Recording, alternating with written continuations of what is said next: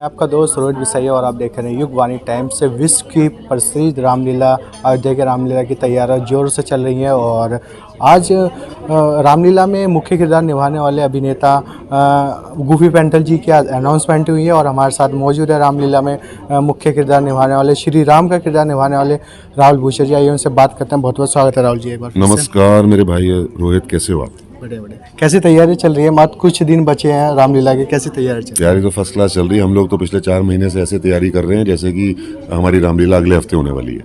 फिर अगला हफ्ता आता है तो हम सोचते हैं अरे यार अगला हफ्ता तो आ गया, तैयारियाँ पूरी हुई हैं, रामलीला कब होगी?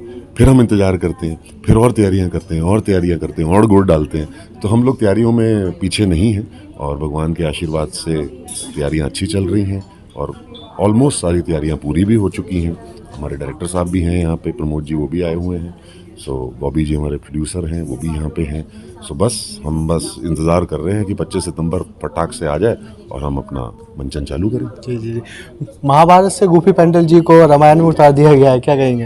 ये तो कलाकार हैं, कलाकार तो ब्लैंक बुक है, ब्लैंक पेपर है। उस पर तो कोई भी शब्द लिख दो तो वो तो किताब है। पेपर को आप ये थोड़ी बोल सकते हो कि ये पेपर रामायण में लग गया या ये पेपर महाभारत में लग गया। पेपर तो प्लेन होता है, उस पर जो लिख दो वो हो जाता है। कैसा अनुभव रहता है गूफी पेंटल जी के साथ? महाभारत में आपके सुपरहिट शो हो चुके हैं, उनके अनुसार अनुभव बताइए। ऐसा लगता है कि एक बड़े की छत्र छाया के नीचे हैं हम। ऐसा लगता है कि हमारे शायद दादाजी, हमारे पिताजी अपना एक छाता खोल के बैठे और हम उनके साथ बैठ जाते हैं।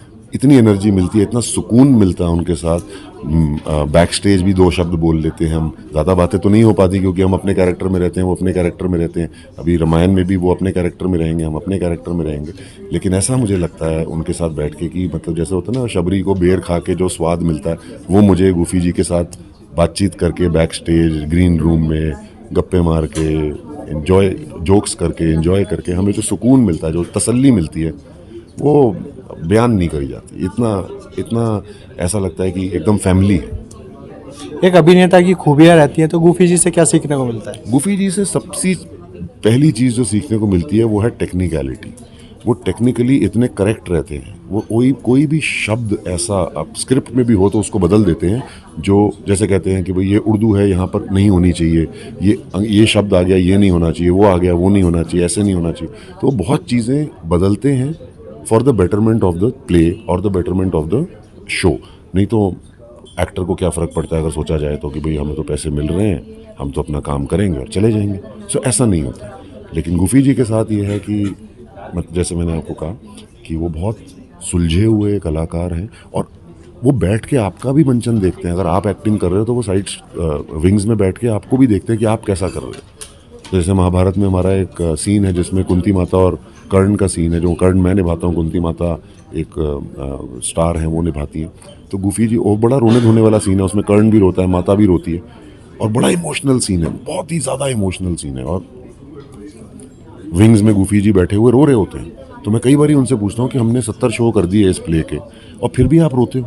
कहते हैं आप मैं आई एम एन इमोशनल गाय, जैसे एक्टर इमोशनल होना ही चाहिए। कहते हैं आई एम एन इमोशनल गाय और मैं हर बार देखता हूँ। तो मतलब हमें पता चल जाता है अगर उनकी आंखों में आंसू आ रहे हैं तो मैं अच्छा परफॉर्म कर रहा हूँ, अगर आंसू नहीं आए तो शायद मैंने कहीं ना कहीं कोई गड़बड़ कर दी है। लेकिन वो हमेशा देखते ही देखते हैं। सो बहुत सीखने को मिलता है। कहीं मैं गलती करता हूँ या कहीं कोई भी गलती करता तो बोलते हैं यार ऐसे नहीं, ऐसे करके देख। फिर अगले शो में ऐसे नहीं, ऐसे करके देखते हैं तो वो अच्छा लगता है। रामलीला के मुख्य पात्र रावण और लक्ष्मण का अभी तक अनाउंसमेंट नहीं हुआ, क्या कहेंगे? लक्ष्मण का अनाउंसमेंट हो चुका है। हमारा जो आपने निरुआ जी का नाम सुना होगा, यादव जी जो अभी सांसद जीत के आए हैं आजमगढ़ से। सो वो हमारे लक्ष्मण जी का किरदार निभा रहे हैं निरुआ, और रावण का किरदार शाहबाज खान निभा रहे हैं। विंदु दारा सिंह हमारे हनुमान जी का किरदार निभा रहे हैं। राम जी का किरदार मैं राहुल बुच्चर निभा रहा हूँ। और उसके अलावा रज़ा मुराद साहब हैं जो अही रावण का किरदार निभा रहे हैं। राकेश बेदी जी निभा रहे हैं। हमारी और भी लोगों से बात चल रही है, परेश रावल जी से बात चल रही है और भी बहुत बड़े बड़े कलाकारों से बात चल रही है। भाग्यश्री हमारी माता शबरी कर रही हैं इस बार। सो बहुत सारे कलाकार हैं, 15 से 17 कलाकार हैं जो बॉलीवुड से आ रहे हैं और इस महाभारत और इस रामायण में हिस्सा लेने के लिए। रामलीला जब पर्दा नहीं होता था, सिनेमा नहीं होता था, रामलीला के माध्यम से ही लोग राम का संदेश दुनिया तक पहुंचाते थे। तो कितना कुछ बदल चुका है रामलीला के। देखिए, रामलीला अलग से क्यों, पूरी हिंदुस्तान, पूरी दुनिया बदल चुकी है, टेक्निकलिटीज़ बदल चुकी हैं। जो एक नॉर्मल मंचन होता था, आज वो बहुत ज़्यादा अच्छे अच्छे गैजेट्स के साथ मंचन हो रहा है, स्क्रीन्स के साथ हो रहा है, प्रोजेक्टर्स के साथ हो रहा है, एलईडी स्क्रीन्स के साथ हो रहा है, साउंड, म्यूज़िक, लाइट्स, ऐसा लगता है पिक्चर देख रहे हैं। तो बदल तो बहुत कुछ चुका है। अब ये है कि प्रोड्यूसर में कितना दम है या डायरेक्टर में कितनी क्षमता है उस चीज़ को, उस पैसे को जो प्रोड्यूसर लगा रहा है उसको एक सही दिशा देनी, वो एक डायरेक्टर के हाथ में होता है। सही आर्टिस्ट चूज़ करना, सही स्क्रिप्ट चूज़ करनी, सही मंचन दिखाना, सही क्वालिटी की हर चीज़, प्रॉप्स हैं, कपड़े हैं, कॉस्ट्यूम, डायलॉग्स, हर चीज़ वो डायरेक्टर का काम होता है। प्रोड्यूसर का काम होता है पैसे लगा। तो जितना आप ज़्यादा गुड़ डालते जाओगे उतना मंचन भव्य होता जाएगा। आज की तारीख में टेक्निकल चीज़ों की कमी नहीं है, कोई अंत नहीं है। टेक्निकल चीज़ें इतनी ज़्यादा अच्छी हैं। 10 दिनों के अंदर वैसे तो श्री राम की लीला अपार है, लेकिन 10 दिन के अंदर उनकी लीलाओं का मंचन करना काफ़ी चैलेंजिंग रहता है, क्या कहेंगे? बहुत चैलेंजिंग रहता है। अगर हम उनकी वैसे लीला करने लग जाएं तो 365 दिन भी कम पड़े, टू बी वेरी ऑनेस्ट, और अगले साल फिर 365 दिन भी कम पड़े, चाहे हम अलग अलग चीज़ें दिखाते जाएं। तो हम सिर्फ एक समरी दिखाते हैं ताकि लोगों को, अच्छा अभी क्या है कि उनका कोई भी, जैसे हम छठे दिन का दिखाते हैं, 5वें दिन का दिखाते हैं, दूसरे दिन का दिखाते हैं, तो जो भी मंचन है उसके अंदर अगर किसी को पसंद आता है तो वो रिसर्च कर सकता है। उसके अंदर बेअंत, मतलब एंडलेस रिसर्च है। It is like an encyclopaedia. Ram ji ने ये क्यों किया, अगर आप ऑनलाइन भी जाएंगे तो आपको कम से कम लाखों ग्रंथ, लाखों चीज़ें, लाखों राइटिंग्स, लाखों राइटर्स के पॉइंट ऑफ व्यूज़ मिल जाएंगे, for it and against it, हर चीज़ मिल जाएगी। उसने ये क्यों किया, इसने ये क्यों किया, इस कैरेक्टर ने, तो आपकी पूरी ज़िंदगी निकल सकती है, आपके 7 जन्म 7 पुश्तें निकल सकती हैं सिर्फ उसकी रिसर्च करते करते। और बहुत लोग हैं जो ये कर रहे हैं रिसर्च। तो 10 दिन तो सिर्फ एक समरी है, समरी भी नहीं कर पाते हम, सिर्फ टच करते हैं कि क्या सब्जेक्ट था, ताकि लोगों को समझ आए कि क्या सब्जेक्ट था जिनको नहीं पता। क्या कहेंगे ऑडियंस के लिए? मात्र कुछ दिन बचे हैं रामलीला के, क्या कहना चाहेंगे? मैं मीडिया से ये दरख्वास्त करूंगा कि जितना ज़्यादा होए, हमारी रामलीला हो, अयोध्या जी की या कोई भी रामलीला हो, उसको अच्छी तरह से प्रमोट करें।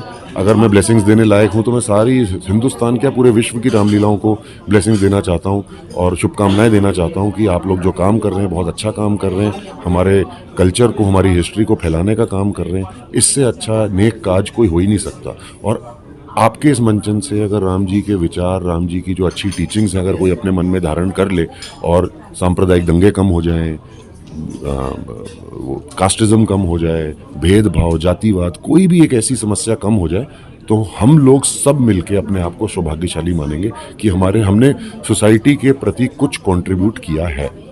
मेरा लास्ट सवाल है, आप महाभारत में कर्ण का किरदार निभाते हैं और रामलीला में श्री राम का किरदार निभाते हैं, तो कितना कुछ अलग तो पूरा ही है, लेकिन बहुत चीज़ें हैं जो कर्ण की श्री राम जी से मिलती हैं। जैसे उनका गिविंग नेचर, उनका तपस्वी नेचर, उनका सॉफ्ट हार्ट, उनके इमोशंस, दानवीर जो कर्ण थे। भगवान राम भी पूरा अपना राजपाट दान करके 14 साल के लिए चले गए। 14 साल के लिए जाने का एक तात्पर्य उस ज़माने में होता था कि अगर कोई भी इंसान अपनी प्रॉपर्टी से 14 साल के लिए दूर रह ले तो उसका मालिकाना हक खत्म हो जाता था। तभी केकई ने 14 साल के वनवास की बात कही, 12 या 11 या 10 साल के वनवास की बात नहीं करी। तो 14 साल का वनवास मतलब कि राम जी जब वापस भी आएंगे 14 साल के बाद, तब भी उनका मालिकाना हक अयोध्या जी की प्रॉपर्टी से, जो भी उनकी प्रॉपर्टी है, जो भी उनका राजपाट है, किंगडम था उस जमाने में, उससे उसका मालिकाना हक राम जी का खत्म हो जाएगा। इसीलिए 14 साल का वनवास था। तब भी राम जी को पता था ये चीज़, तब भी वो हंसते हंसते अपने पिताजी के एक इशारे पे या एक वचन पे वचनबद्ध होके वो 14 साल के वनवास को खुशी खुशी चले गए। कोई संवाद श्री राम का जो आप सुनाना चाहें हमारे ऑडियंस को? राम जी के तो संवाद एंडलेस है।